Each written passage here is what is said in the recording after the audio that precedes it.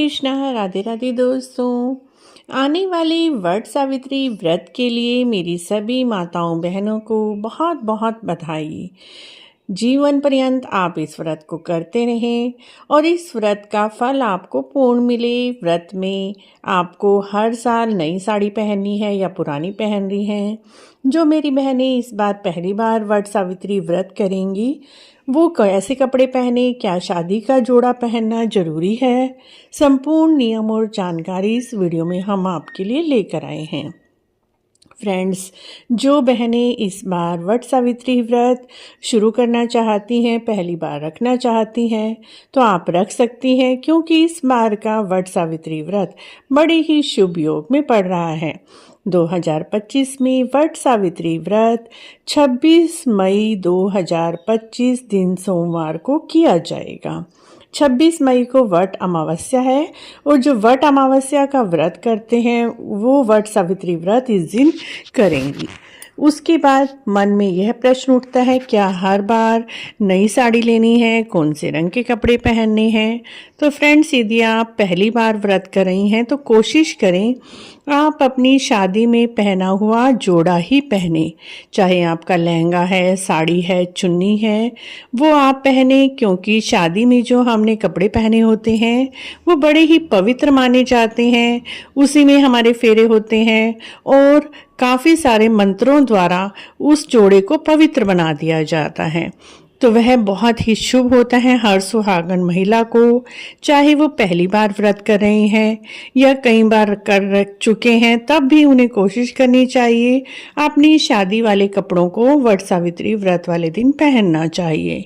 यदि किसी कारणवश आपका जोड़ा अशुद्धि में आपने पहना हुआ है, पीरियड्स वगैरह में पहना हुआ है, तो ऐसे में उस जोड़े को आप धुलवा लीजिए, ड्राई क्लीन वगैरह करवा लीजिए, क्योंकि अभी टाइम बहुत है, आसानी से ही ड्राई क्लीन हो जाएगा।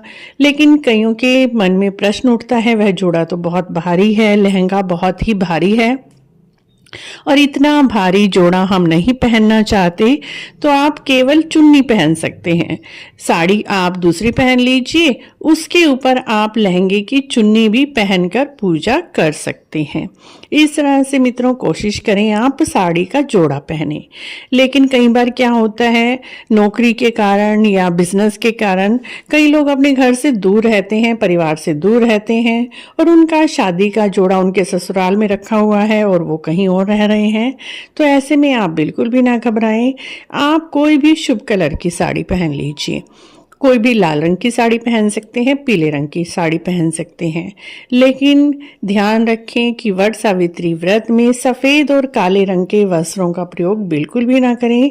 उसके अलावा आप कोई भी रंग पहन सकते हैं, लेकिन वट सावित्री व्रत सुहाग का व्रत होता है, तो ऐसे में आप काले और सफ़ेद रंग बिल्कुल भी ना पहने।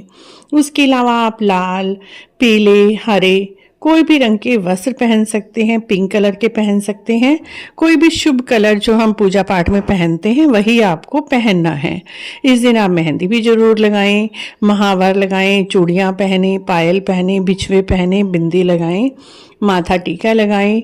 पूरे 16 श्रृंगार करके ही वट सावित्री व्रत को किया जाता है। इस तरह से मित्रों, कोई जरूरी नहीं है आपको नई साड़ी ही पहननी है। आप कोई भी स्वच्छ साफ सुथरी साड़ी जो कि धुली हुई होनी चाहिए, बिना धुली साड़ी इस दिन ना पहने। अगर आपको कोई भी साड़ी पहननी है तो उसे अच्छे से पहले धो लीजिए, या फिर यदि बाहर से धुलवाना चाहते हैं, ड्राई क्लीन करवाना चाहते हैं तो ड्राई क्लीन करवा कर पहन लीजिए। यदि आप साड़ी का जोड़ा पहनेंगे तो बहुत शुभ है, नहीं तो साड़ी की आप चुन्नी पहन लीजिए। जो आपने लहंगे के ऊपर की चुन्नी अपनी शादी की वो आप पहले ही धुलवा कर रख लीजिए और वट सावित्री व्रत वाले दिन साड़ी के ऊपर उस चुन्नी को पहनकर भी आप पूजा कर सकते हैं। इस तरह से मित्रों, नई साड़ी लेने की कोई आवश्यकता नहीं है। यदि आप लेना चाहते हैं तो ले सकते हैं। अगर आप साड़ी लेने में समर्थ हैं तो ले लीजिए। अगर साड़ी आपकी इच्छा नहीं है लेने की और आपके पास इतना बजट नहीं है तो आप पुरानी साड़ी, धुली हुई साड़ी पहनकर भी शुभ रंग की साड़ी को पहनकर वट सावित्री व्रत को कर सकते हैं।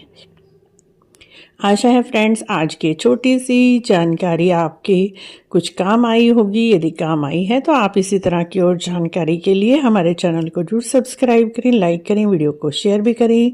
कमेंट बॉक्स में जय सावित्री माता अवश्य लिखें।